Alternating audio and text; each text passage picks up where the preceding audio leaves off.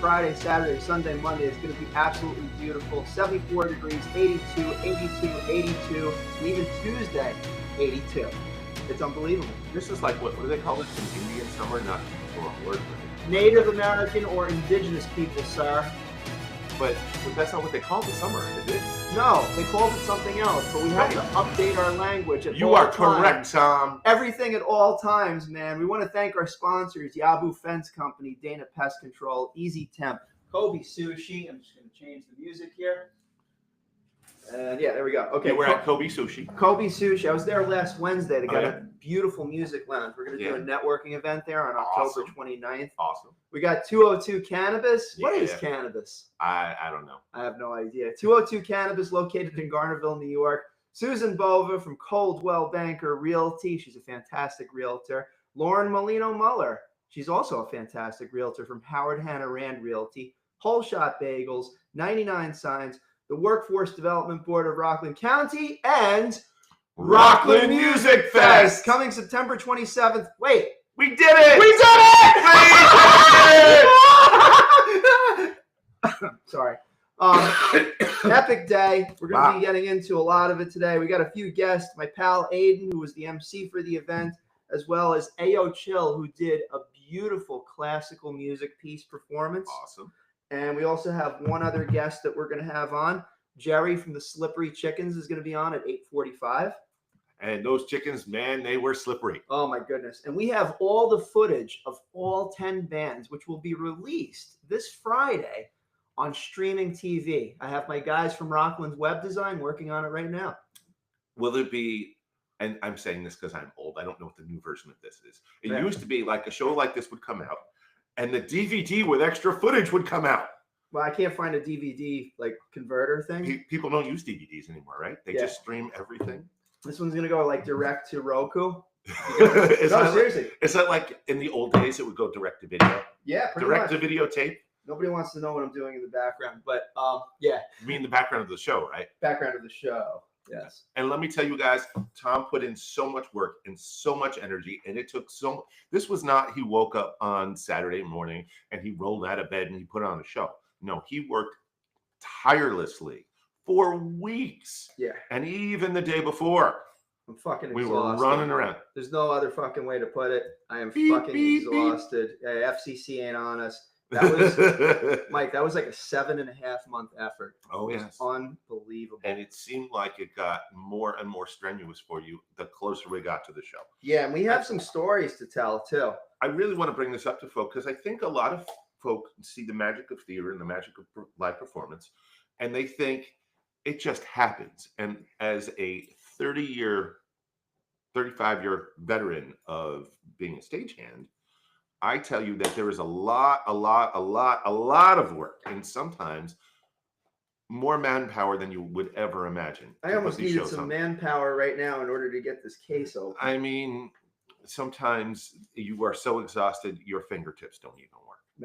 But Tom, I applaud, commend, and give you all of the kudos for bringing us Rockland Music Fest. And it sounded like it was a really amazing success. It was good. It was really good. Everybody had an amazing time. Everybody that I spoke with, we actually started taking the all of the material, the footage. Yeah.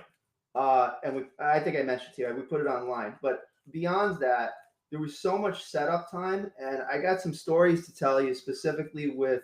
I mean, first of all, the stage thing was an insane project. Oh yeah. So here's an example. So we got a stage, and I'm not going to name names. Bottom line is this, and I am very appreciative to all the companies that put an effort in order to make this thing happen. All right. But the main stage, we had some serious problems on the day of the setup because the lights that were up above the SL100 stage, they had to be taken down again because we realized that there were 1 3/4 clamps. There were supposed to be 2-inch safety clamps. So we had to take the entire stage down and then put it back up again. It was. And this is just, but fans, this is just one of the minuscule details that Tom had to deal with over the last 7 months to get this show. No one would even think about the clamps on the day of, right? I mean, stagehands do, but Tom had to deal with all of these crazy details, and there's a lot that goes on, Tom. There really is. And I knew that we were going to come out of this with a lot more data, not just market data, but also operational data. So what we're doing right now is basically taking all that information and using it in order to possibly do another show. Maybe. I was with you when the stadium encouraged us to do so. Yeah. Were they still encouraging right at the end of the weekend? That's my question. Yeah. It did. Yeah. That good, huh? No comment. That good, huh? No comment. All right. Well, we got a bunch of interviews coming up. Actually, Jerry from the Slippery Chickens is checking in right now. Hang on one moment. Hey, give me 5 minutes. We'll send link. Okay. It's this hard stop at 8:30. Okay. All right. So let me tell you guys what's going on around the county. First of all, Spring Valley, as reported by Rockland County Biz Journal, affordable housing is coming to the former movie theater site in Spring Valley. Where the drive-in? Oh, the drive-in site. Yes, sir. Yeah. Oh, wow. Major transformation underway in Spring Valley as the former movie theater at 62-66 North Main Street is set to become a 5-story mixed-use building. Okay. The site, once home to a traditional cinema, oh wait, you know what? I'm sorry. This is in the middle of Spring Valley, like on the main road. Yeah, I'm wrong. I apologize. It's not the drive-in theater. It's the Marketplace Theater. It's the No. It's like right in the heart of Spring Valley. Well, I actually have you'll probably be able to figure out, like you'll find out where this is, because the site, once home to a traditional cinema and later an adult movie theater, will now feature 34 affordable housing units, including 16 one-bedrooms, 16 two-bedrooms, and 2 3-bedrooms. I hope they clean up before they go in. The project, led by Sunshine Realty Group and developer Yakov Grunwald, includes a 2,500 square foot community room and 1,000 square feet of office space for nonprofits. Units will be available to residents earning less than 80% of Rockland County media area income. The redevelopment aligns with Ramapo's pro-housing certification with New York State and is supported by multiple funding sources, I'm sure. And demolition of the existing structure will preserve some of the foundation. So there you go. Yeah. All right. Clarkstown Daycare was shut down by a state court. A daycare facility in Clarkstown has been permanently closed following a ruling by the New York State Supreme Court. The Morahani Daycare on Maple Avenue was found overcrowded this year, and we reported on this, Rockland News, with nearly 70 children and 20 adults in a building permitted for only 33 occupants. Now, I found this, and this isn't objective, but I'm just going to say it was disgusting. Oh, wow. 70 kids in a basement with exposed wire, like asbestos. I mean, whoever, just screw loose. That's all I got to say. The court's decision also bans the owners from operating any child care business and grants the town round-the-clock access for inspections over the next year. Pending fire safety and child endangerment charges are still in the courts, with the next hearing scheduled for November 13th. So, folks, regardless of what business you're in, there are rules and regulations for a reason. And usually it's because someone has made an egregious error in the past. Right. And this is the egregious error. Egregious is a good word for this. It's really a good word. I know I'm pulling out my SAT words right here. So. Well, here's the thing. I still have the SATs. I know I'm very old, so. They do. It's interesting because I don't have kids. I have 3, so I made up for you. Oh, all right. I had an extra one. Take my kids, please. But it's one of those things where, and I'm just like, and obviously I want the next generation to be, first of all, safe, thrive, and be happy. So I see something like that, and I'm just like, what the flying, And conversely, like, we live here in North Rockland, and the biggest chunk of our property taxes goes to the school system. Right. And I don't mind paying the school system because I want smart young people when I'm old. Mm-hmm. I don't want not smart young people. I want people who live around me doing the right thing, being civically minded and educated. Mm-hmm. So everyone slams on taxes, and really we should be slamming on how our taxes are being spent, not how much we're paying in them. In North Rockland, we have a lot of good sports programs. We have a lot of good music programs, art programs, all sorts of things in the school district. And maybe we need to have an interview with some school district folk about why these programs are important and how they see the next generation, the children who are coming up through that system, how it's bettering them. Mm-hmm. What our investment is paying for. Because in paying for North Rockland to have a good football team, if these kids are going to grow up and be better human beings because they got some discipline under the Coach Casarella program. Casarella. Man, legend. He's a legend. Legend. Really a legend. Yeah. But if these kids who would normally get into trouble are not getting into trouble because we have sports and music and art and all of that for them to go to, I think that's a good investment in our future. Absolutely. And we are investing through our taxes. Yes. That's the most important thing. Folks, when you want to complain about your taxes, you should complain about where your taxes are being spent. That is the research I encourage all of you to do. Indeed. So, most indeed. Going on with the news. U.S. Polychemical Corporation of Chestnut Ridge has settled with the Environmental Protection Agency after failing to report hazardous chemical use. The company exceeded reporting thresholds for glycol ethers and chemicals over a 3-year period. What the hell? If you want to know what chemicals, Tom will put it on the link. Nonylphenol ethooxalates over a 3-year period. As part of the, we're probably eating it right now. As part of the settlement, the company will pay a $39,800 penalty and implement a compliance plan. A pledge pin. EPA officials say that the move helps ensure safer chemical management and community safety. I always am curious, when companies like this get fined, where does that money go? That's a good question. Probably goes to somebody's pockets, but I don't know anything about that. The next time our good friend Ed Day is on the line, we should ask him. Oh, he's and he should be the one who knows, right? Yeah, he's going to be on. Oh, interestingly enough, next week he's going to be talking. He's going to be online.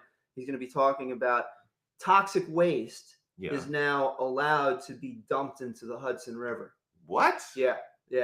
The New York State lifted the ban. They're like allowing some stupid company in order to. And you know what? I find that this is my part of this broadcast is going to be less and less objective with certain things.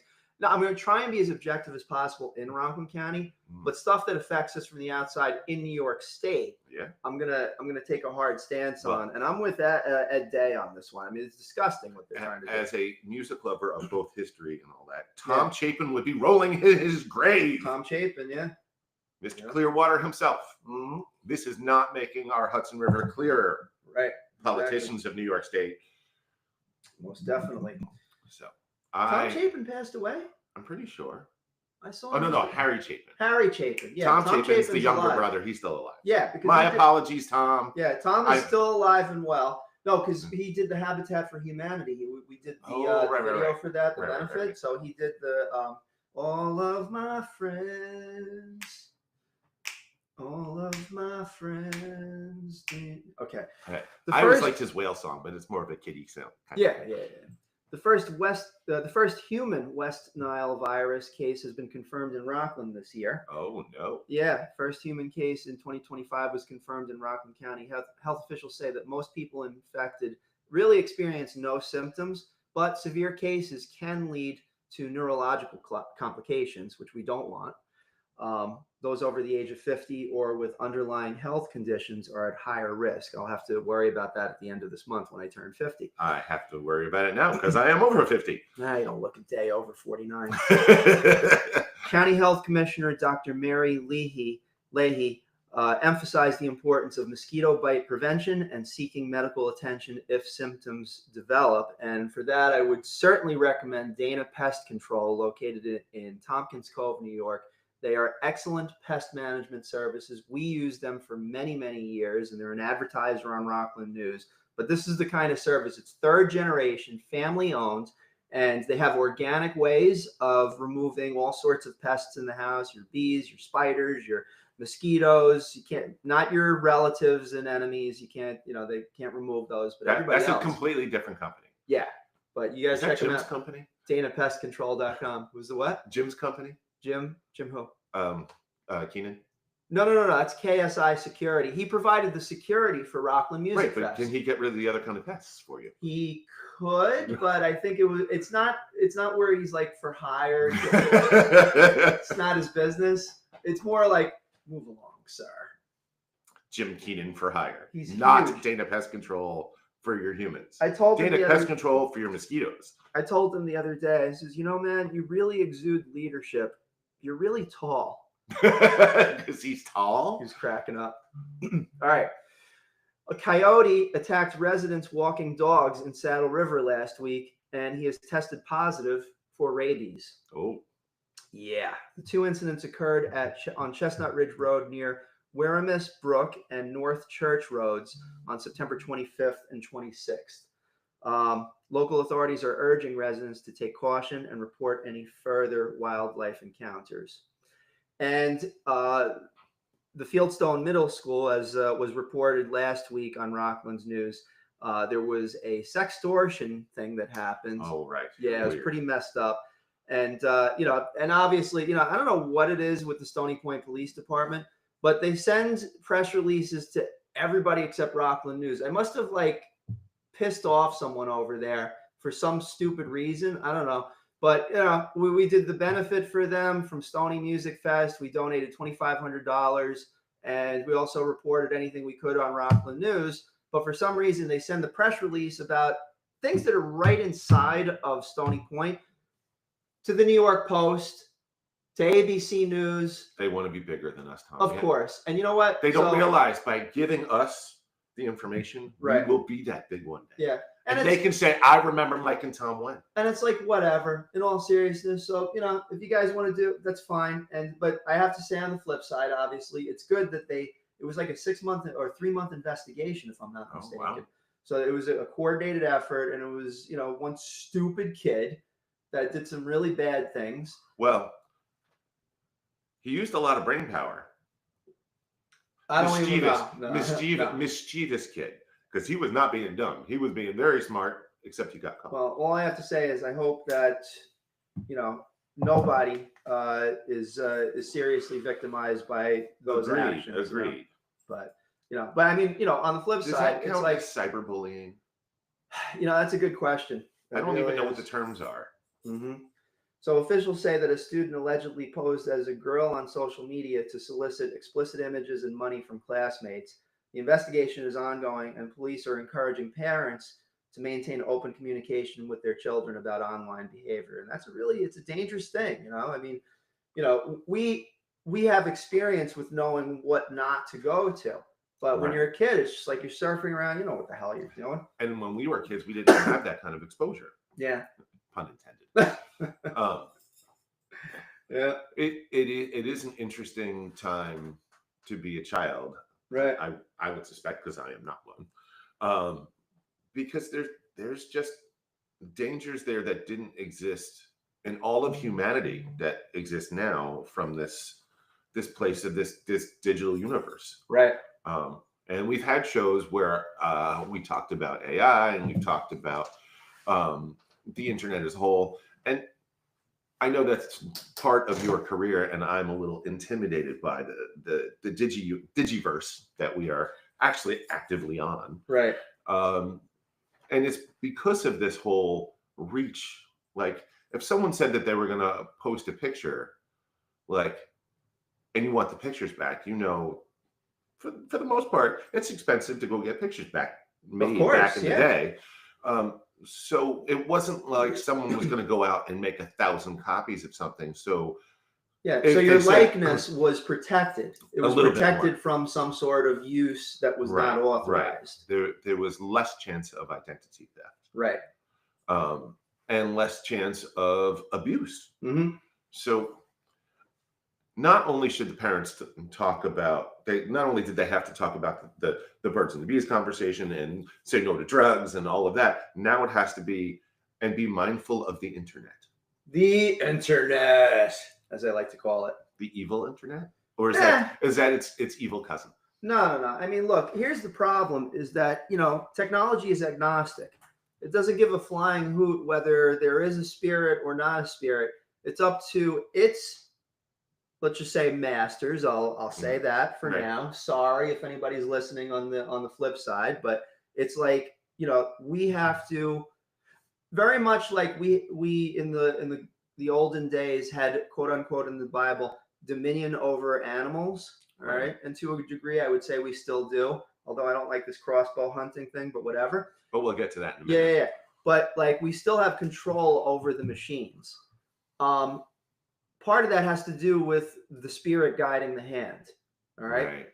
What happens when sentience, forget about they're alive. All right. What happens when the ability to be sentient and self-preserve kicks in? What happens? And we get Terminators. The only thing that'll be able to alleviate that would be Isaac Asimov's 4 laws of robotics. And 3 laws, right? Wasn't there 3 laws of robotics? I was under the impression it was. The 4th one is the robots should give all of the love and gratitude to Tom and Mike in the morning show. It is the 3 laws. You're right. It's the 3 laws. All right. The laws are as follows. 1, a robot may not injure a human being or through inaction allow a human being to come to harm. 2, a robot must obey the orders given it by human beings except where such orders would conflict with the first law. And 3, a robot must protect its own existence as long as such protection does not conflict with the first or second law. And at the bottom here, Asimov later added another rule known as the 4th or the 0th law. That's the one we're doing. And it stated that a robot may not harm humanity or by inaction allow humanity to come to harm.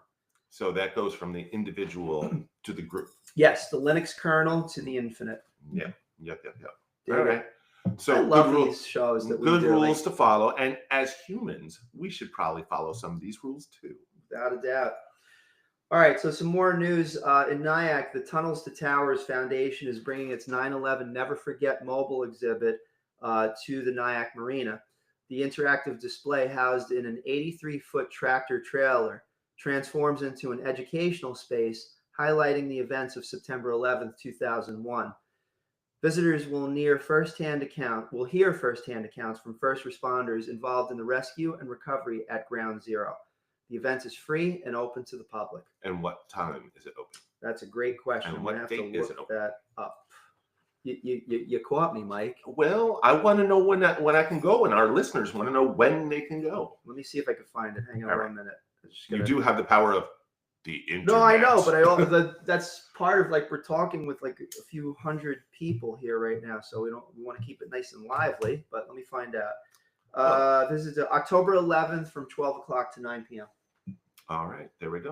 All right. So, folks, go check it out. Dig it. All right, and then finally, Rockland County new crossbow rules for New York State hunters in effect. Now, let me say this to the hunters.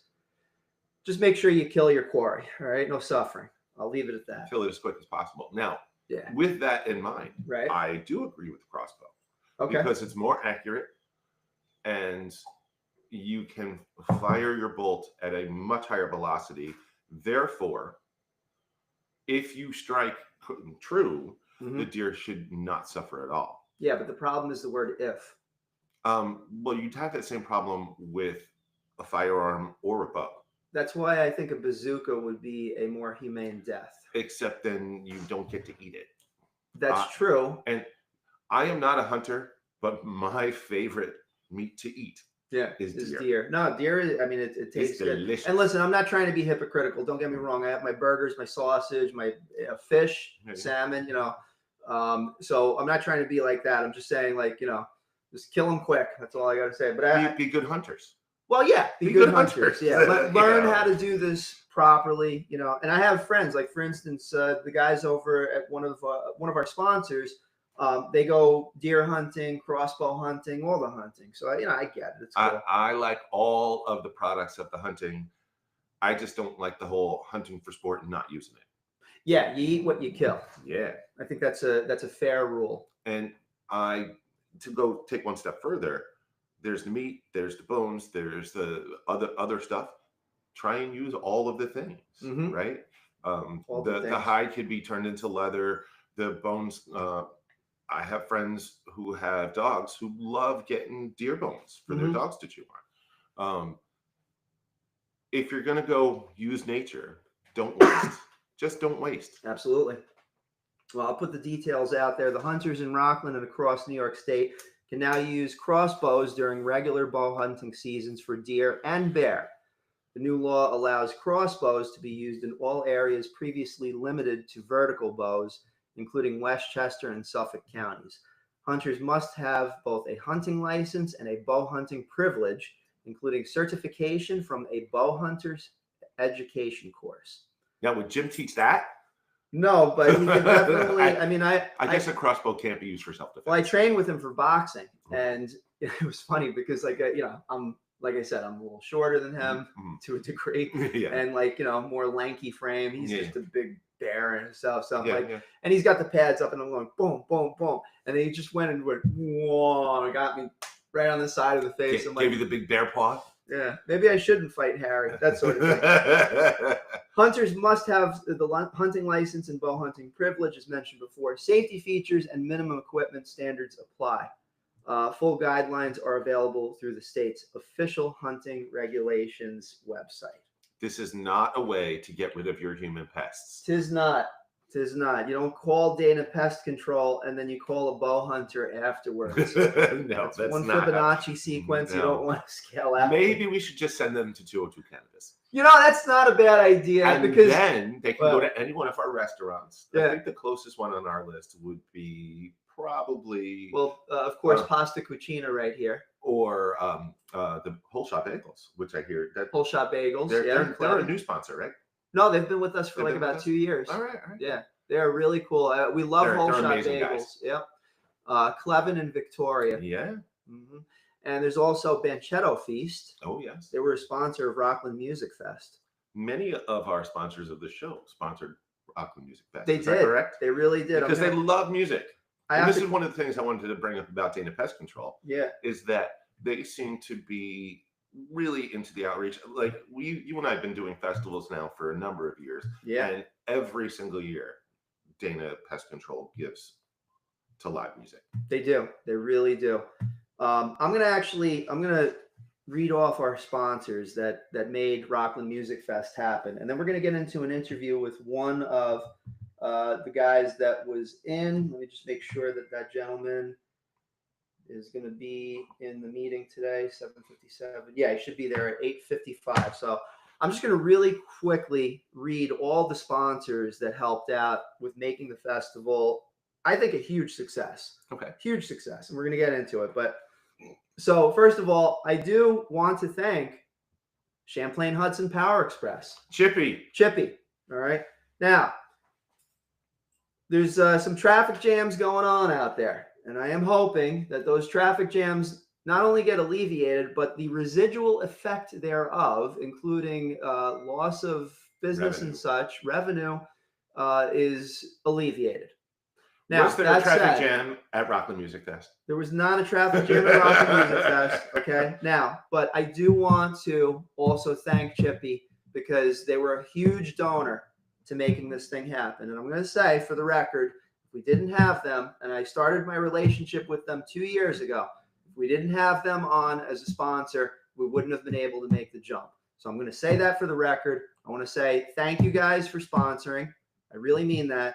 And I hope to continue to work with you guys to develop a solution for our local small businesses because they really are hurting. They're struggling. Yeah. So if there's anything y'all can do, like for real, I mean, we need to help our local businesses. You know what I'm saying? And I've mentioned this before on the show, Tom, that I feel like Chippy doesn't know, or nobody's brought this to their attention, because maybe they think somebody else is doing it. But the fact that they're willing to give to the local causes tells me that we just need to go talk to them.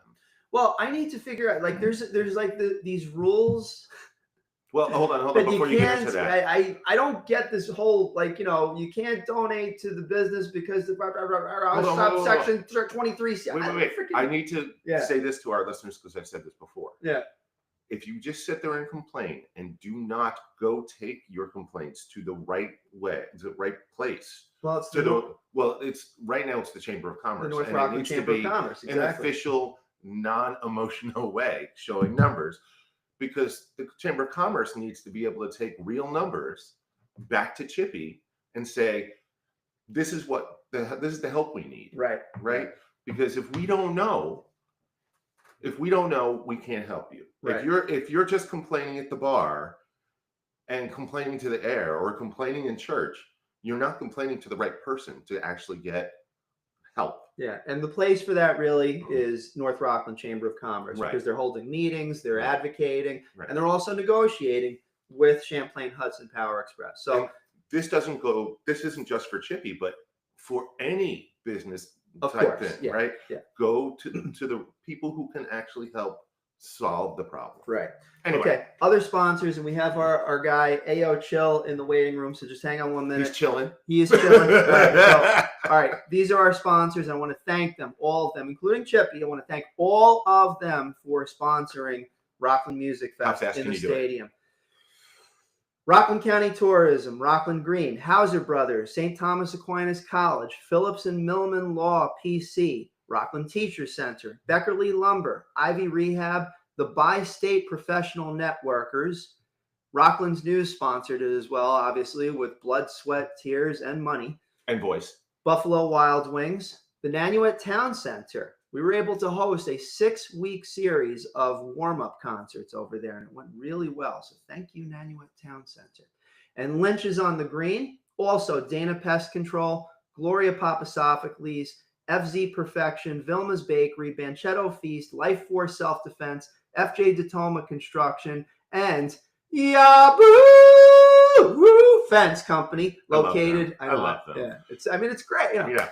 Yabu Fence Company, located in West Nyack, New York, and they provide fencing since 1965. Not with the actual fences. Maybe we should do fencing with fences. It's a one-sided battle. Okay, so moving on. What we're going to do is we're going to bring into our next interview is going to be with AO Chill, and AO Chill brought, and I'm going to say a heartwarming performance at Rockland Music Fest. AO, can you hear us this morning? Hi, yes. Can you hear me? Yes, I can. Actually, I'm going to turn up the volume on my end, but it's good to see you. You look all set up for your interview, so that's very cool. Thanks, man. Yeah, brother. So we're here with, I know I asked you this last night, just really quickly, but we also have Mike Kluger, who's my co-host on the show. So Mike, AO. How you doing? Hey, how you doing, Mike? I'm doing all right. Awesome. So little just background for those of you that are listening is, well, essentially we had Rockland Music Fest this past Saturday. We ended up with about 1,200 to 1,300 people overall. Okay. And we got a lot of room to grow, and that's fine. Okay. But every single performance was off the charts. And I'm not saying that just I didn't play. Okay. Right. Every single performance was off the charts. But I decided to add in a little bit of unexpected flair. And it came from a performance that AO Chill provided at the Nanuet Town Center. He did a classical song. And I'm going to give you a little snippet of that right now. So just hang on 1 minute. I should have had this on the screen before, but hopefully it's okay. Let me just bring it up. And this is something that I think was unexpected, but still got beauty across to the audience. And here we go.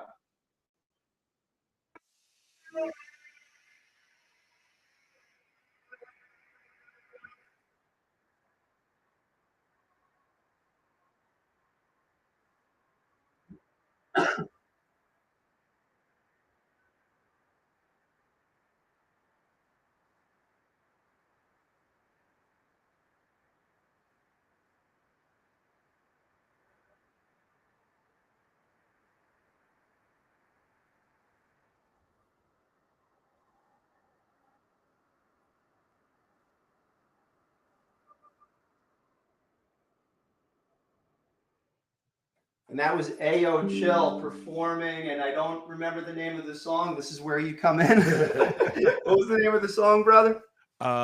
It comes from Puccini's opera, and the song's called Nessun Dorma, which Yeah. translates to none shall sleep.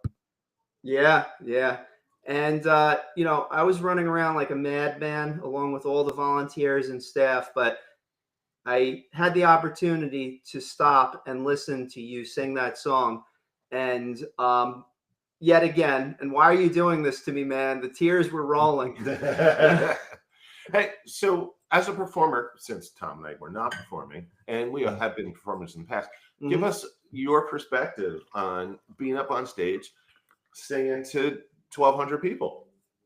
Yeah, well, I mean, like first off, I definitely want to thank you know, y'all for the opportunity, you know, to get up on that stage, and Tom, you know, to perform in front of all those people. It was actually the first time that I was performing in any kind of stadium, so it was really cool. And you know, usually I don't really get too nervous anymore for performances.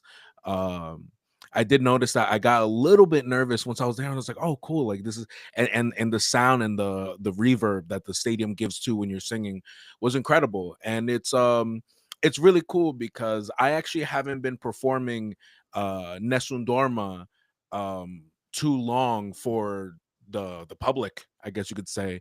I really just started performing it seriously. Most likely, I think it was in June is when I started performing it publicly. And Yeah, and yeah. That's not an easy piece. Why did you choose that one? yeah, I think it's a classic that a lot of people perform. I mean, some of the greatest, Luciano Pavarotti, also along with I'm forgetting the name of the other great singer there, but he's still around today. Oh, And Bocelli, you mean, or yeah, Sting. Bocelli. Yeah, Bocelli. Sting? Um, Mike just said Sting. and Yeah, you, I'm sorry. you know, I had a huge performance earlier this year in June, and it was for Mad Minds, the other company that I work for. Right. And we always have featured artists on there. And actually, we've had this fan base for the I've been a part of this you know, community now for the better part of 2 years, and nobody knew in the community that I sing or that I even perform. And in one of the shows that we have, I'm one of like the guest panelists who helps give advice to people. And we kind of critique their performances live on stage while it's being recorded. And one day I'm walking through the crowd and I hear somebody say, and they didn't realize I was right behind them, but they were like, yo, who's this AO Chill guy even think he is? You know, like giving us critiques Whoa. on our That was his performances. fighting words. No. And Sometimes you got to own up to your thing, right? yeah, and you know what? Like that's kind of like I didn't take it as a bad thing. I was like, oh, these guys don't know what I do. So Oh, all right. All I right. went It's I a went back chance to into prove yourself. Yeah, training. I've learned. Yeah, I went back into training and singing, and really rigorously, like every single day, just practicing. And I was like, what is a piece that could wow the people and maybe make them feel something? And Nessun Dorma was the first thing that came into my mind. And you know, I unfortunately I've kind of gone through like a lot of tragedies since like 2020. And the date of that first performance was gonna line up with the 4-year anniversary of since losing my mother. Oh, I So see. I was like, okay, like I'm gonna have everything lined up so like this performance I could just give it my all. And since then, um I've been performing it since, and that's when I ended up opening for AK at the Nanuet Mall, and I performed it there, Yeah. and now we're here. And that's where the whole Rockland Music Fest component comes in, because when I heard it, and same thing, I'm at the Nanuet Town Center, you know, helping with the setup and soundboard and all that stuff, and you performed that song, and it was very interesting because AK-40 is a hip hop artist, and it's unexpected, and that I think that created a beautiful, unique. Counterpoint. I was gonna say juxtaposition, but Also good. I'm gonna go with counterpoint. It's like, you know, in other words, bringing in different genre into what is unexpected from another genre. So and it caught my attention.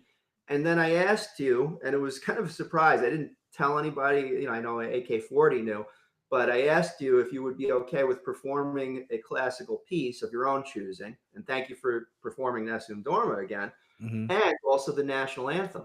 All right. Yeah. And I'll also mention that you hit that high note, not just in the national anthem, but also in Nessun Dorma. So I think I'm just going to say this, brother, is like, I think your mom is very proud of you, man. Oh, thank you, man. It means a lot to me. Yeah. So, and, I asked you, we had some phone conversations, and you are a classically trained performer, vocal lessons and such. Yes. Very interesting. Well, I would like to know, he tackled that Puccini piece. What's the next piece that we can expect to hear from you that you haven't sung for us yet, that you're working on? And we're not asking you to sing now. Because no. I'm curious to see what you're working on. Yeah. Well, actually, I'm prepping right now for a recital that I'm having in the King's Daughters Library. Yes, that's right. In Havistra, I believe that's the town it's in. Well, are you? There's two branches of that. Are you going to the one in Garnival, or are you going to the one in the village of Havistra? Oh, I guess that's a great question. It's the one that's near the Dunkin' Donuts. It's about maybe like a 5-minute drive from Bruno's Pizza. Right.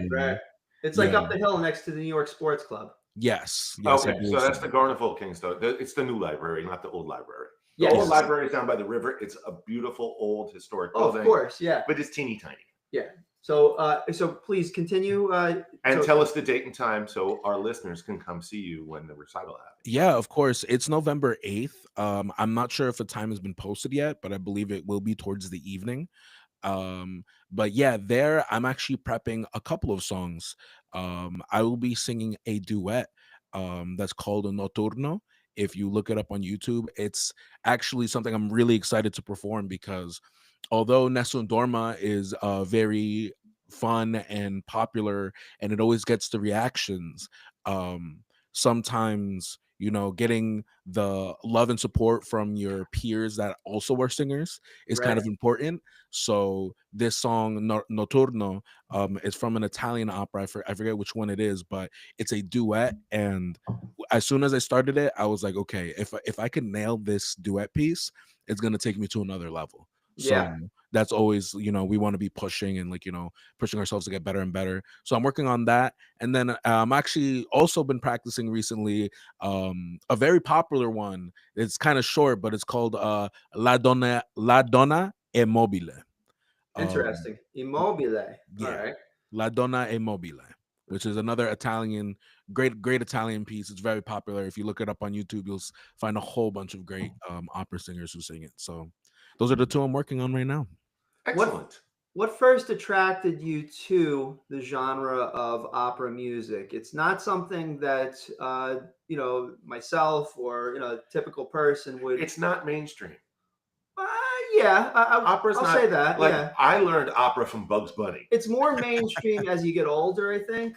More just seasoned in life. But it's not something that you're not going to go from Teletubbies right to opera most times. As a stagehand, unless you're Frasier's everything, kid, including opera. And although I don't by the way, just so you know, Mike and I banter a lot, so apologies. No, it's no problem, man. It's great hearing you guys. This question's important. Tom's a rock and roll guy, right? Mm-hmm. I learned in my youth, I was rock and roll and jazz. And even as a stagehand, I got to see all of the genres of music. Yeah. And although I can appreciate opera, I don't go, ooh, I gotta go turn on the Puccini. What draws you to putting on that music and to singing it? Yeah. Funny enough, without getting too deep into it, unless you guys want me to, please. It's I've always been pushed by some great teachers to pursue singing. Even in high school, my high school choir director, his name was Raymond Frash. he is an incredible person. Walked into the band room one day. I'm just playing one of these songs. I'm playing, like, just finicking around, like fumbling around on the piano. And he's like, "Oh, you have a voice." And to be honest, if you heard me back then, I really couldn't sing like great. I mean, I could match pitch, but I could not sing great. And he pushed me to join choir, which also ended up pushing me to do musical theater. And that pushed my voice to get better. And That's then, interesting. yeah, when I left high school and got into college, originally I was a music education major, which means that I had to take classes about all the basic instruments. And when I was in voice one, the choir director there at the time, um, she heard me sing and she's like, "You need to join the voice program." And at the time, I was a major in classical euphonium, which, if you're not familiar with the brass instrument, it's like a mini tuba. And uh, I was, I kind of brushed it off, but she's like, "You need to audition to get your vocal minor." She's like, "You should take lessons." Got it. So it And was kind of almost like a wax on, wax off sort of thing where you had yeah, to learn different types of musical appreciation and large instruments. Do you still play euphonium? I actually have it behind me. I don't play it as much. I honestly, probably within the past couple of years, I've touched it just a handful of times just to kind of get But my you can chops still pick in. it up and play, right? Yeah, He's yeah, trying yeah. to get you to pick it up and play. Not right now. Like, I know some folks who like to have brass bands, and I want to know where all the brass folks are. Yeah, Brass if against the machine, man. if you gave me a couple of weeks, I could probably get my chops back up to decent. But probably Awesome. right now, it's not as good as I'd like it to be. Well, it's impressive because, and I am not a good singer.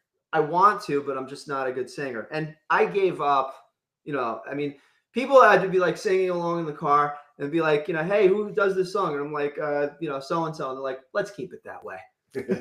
So it was not good. But I have to say, my friend Dan, that we play in a band, Spanking the Radicals, and he taught me to harmonize.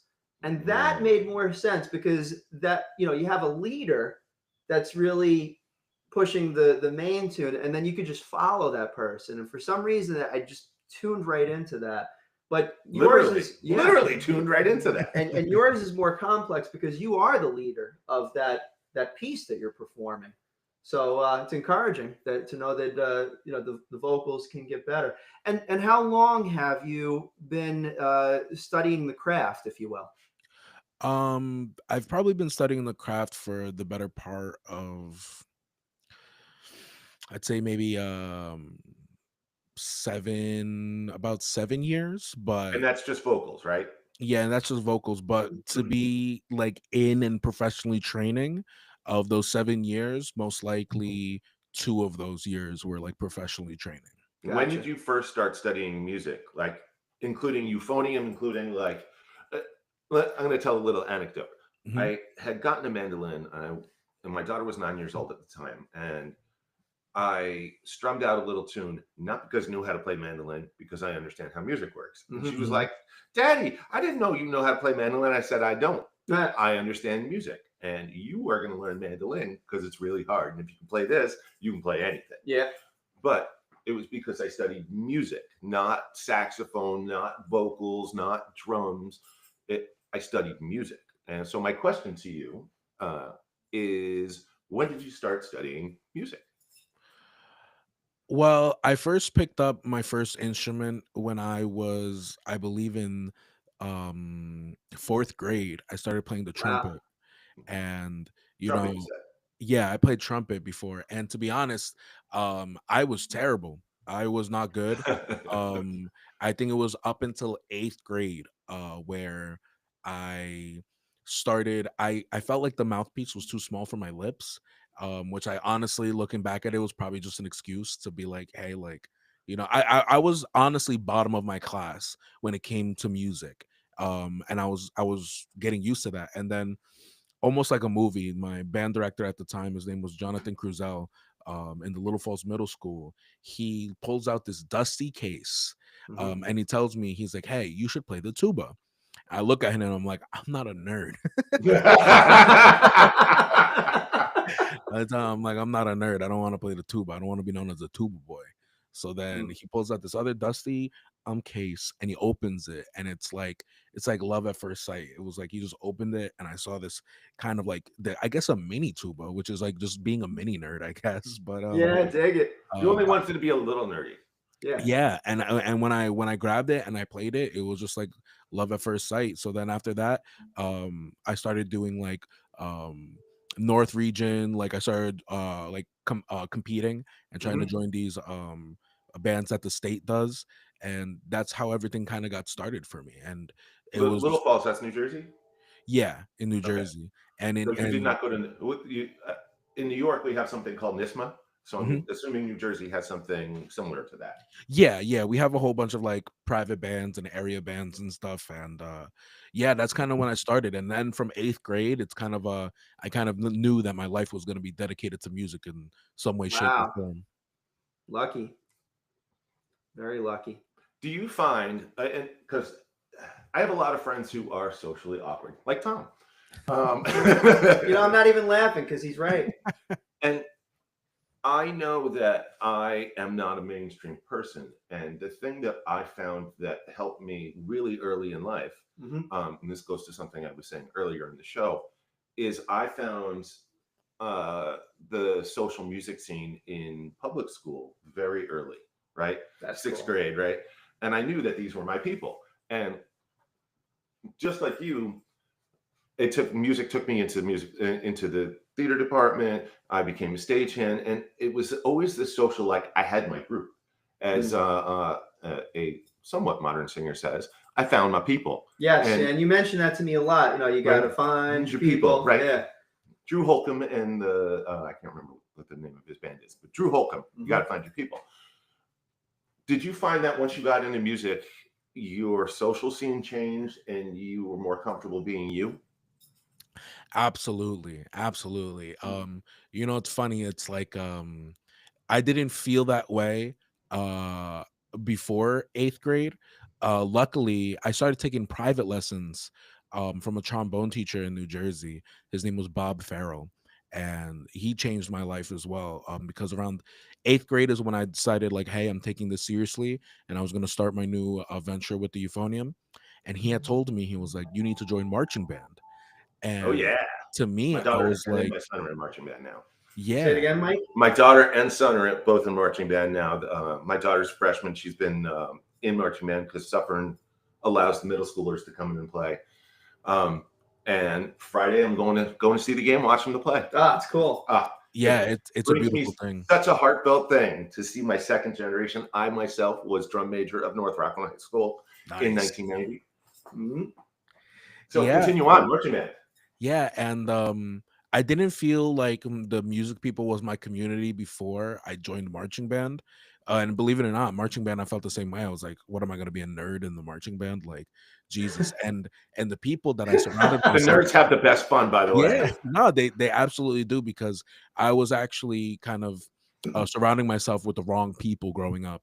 And so when I joined marching band, it was a complete culture shift and different, like night and day to the people I was hanging around with before, who unfortunately got themselves mixed up in a lot of the wrong things. And I'll never forget my first day of being in the marching band.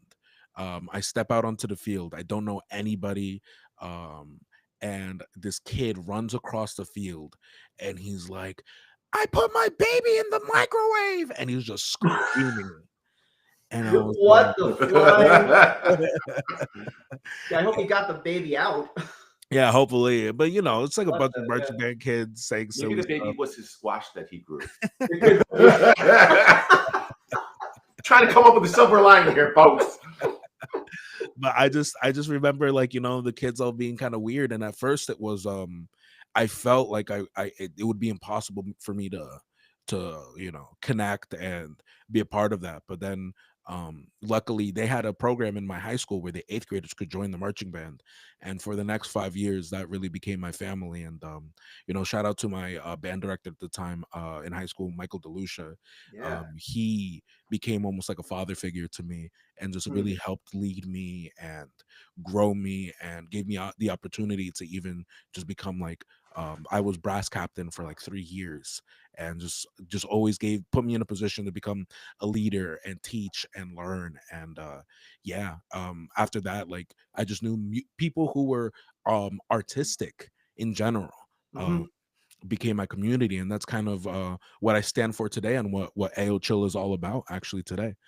Yeah, um absolutely. And you put so much heart into your craft. I'll call it art. I mean, what you mm, do is art. Um, you're also and this has been since I know you for really just like about 6 months, but you're also very human and humble about this. It's a pretty damn good talent. You know what I mean? thank So how do you keep it in check? I mean, now you're starting to get noticed on a larger scale. You were a performer at Rockland Music Fest on a huge stadium stage. Um, so how do you must feel the hope and opportunity coming toward you, right? So how do you keep that in perspective with just everyday living? Like, hey, I got to get up, I got to make the eggs and the coffee and everything, And then make some music. make some music. It's like the work. But how do you do it?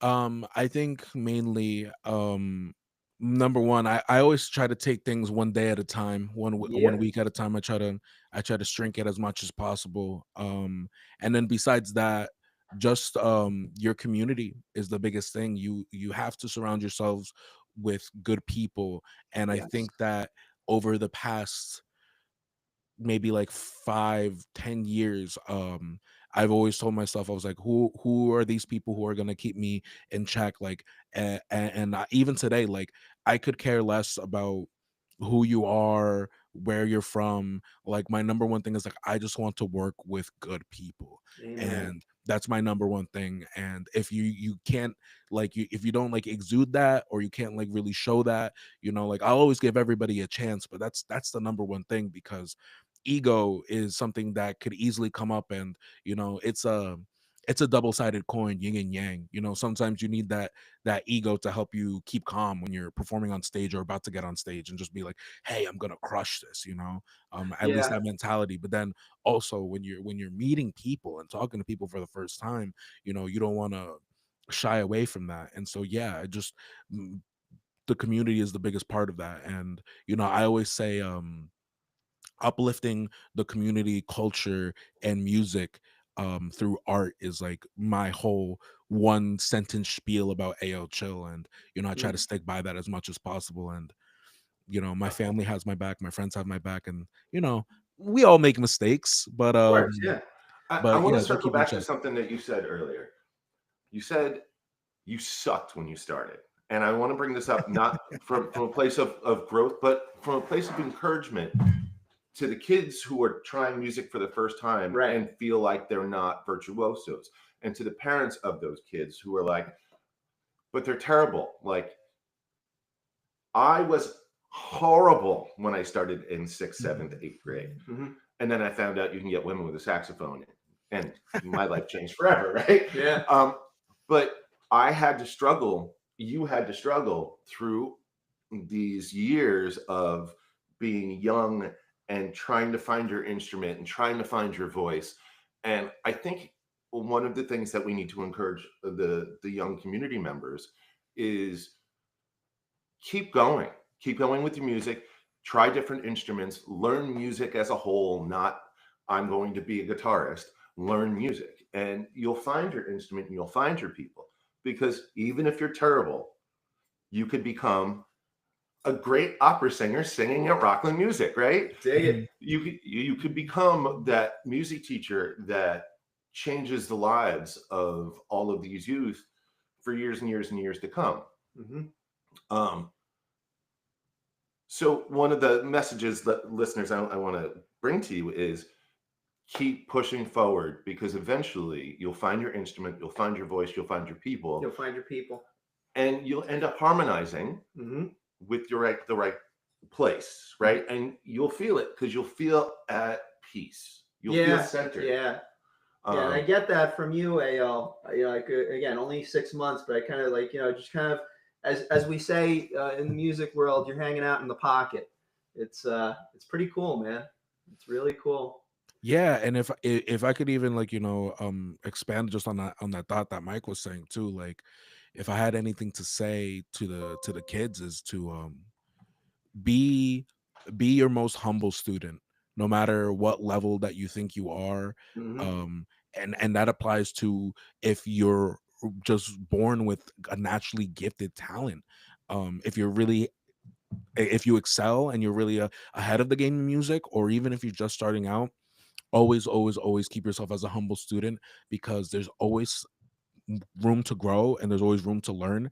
And you know, if you have to truly love it. You have to I had a friend, his name is Matt Philippek. He's a mixing engineer now, being a mastering engineer. And I remember why I didn't go into mixing engineering as my career, even though I studied in college and graduated with that degree, was that I would be in the studio with him, and every day I looked at him, and he told me even every day he woke up, he just wanted to mix. That's what he wanted to do. And I was like, wow. I was like, I don't know if I've found that yet of what I want to do, because I wake up and I just knew that I wanted to do something in music. And you know, it ended up being that mixing wasn't that for me. But now when it comes to singing, I wake up wanting to sing. I wake up just wanting to speak and share my voice. And you know, if you're a young kid getting into this game, and even this, and it's funny because if you're a young kid listening to this right now, this will apply to you in your adult life as well. There's going to be people who don't believe in you. There's going to be people who belittle you. There might be even people who bully you. And it's going to be the hardest thing you have to deal with. But throughout this journey of growing and learning is when you keep on proving them wrong, you know, and sometimes the baby steps, you know, it won't show as much.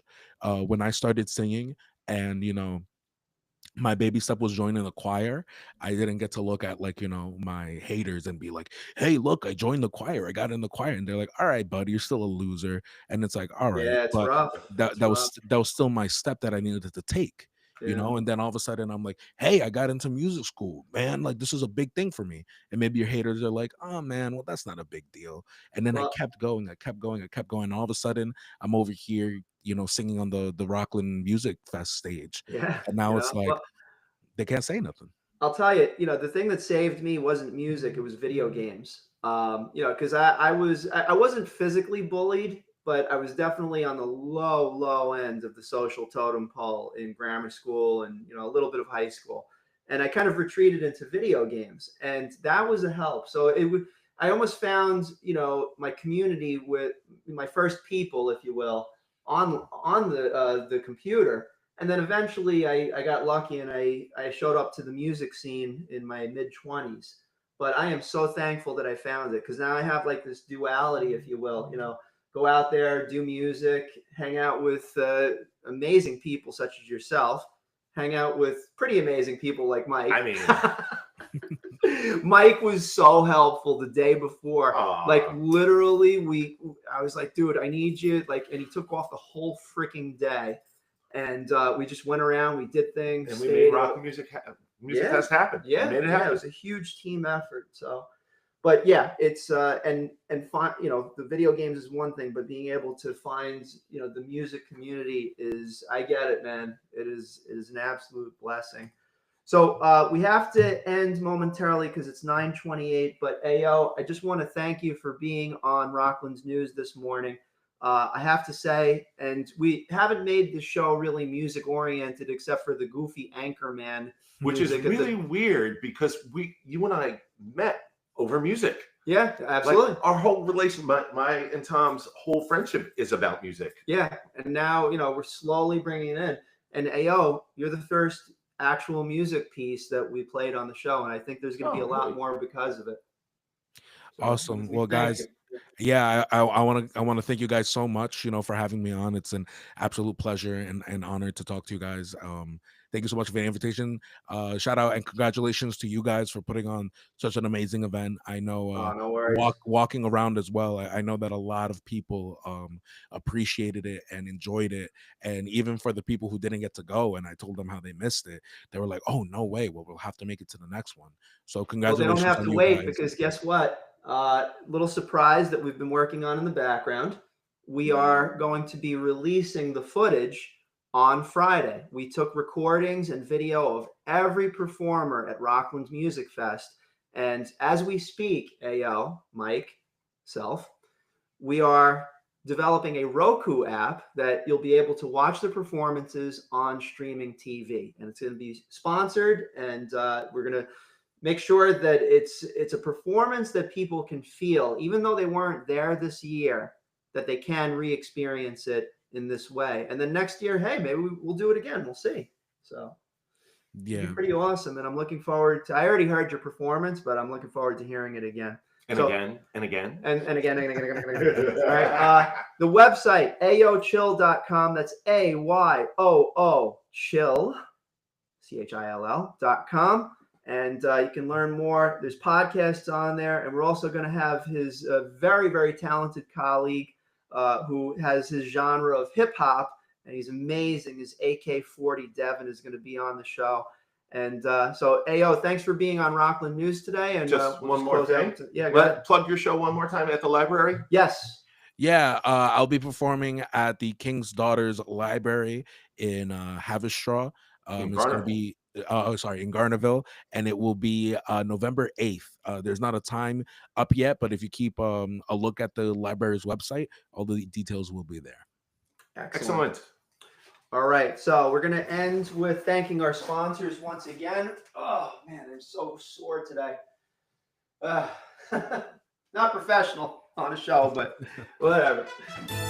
Okay, so everybody, thank you very much for being listening in to Rockland News today. Mike, I think we had an amazing show. There's kids, parents of kids, let your kids be musicians. Yes.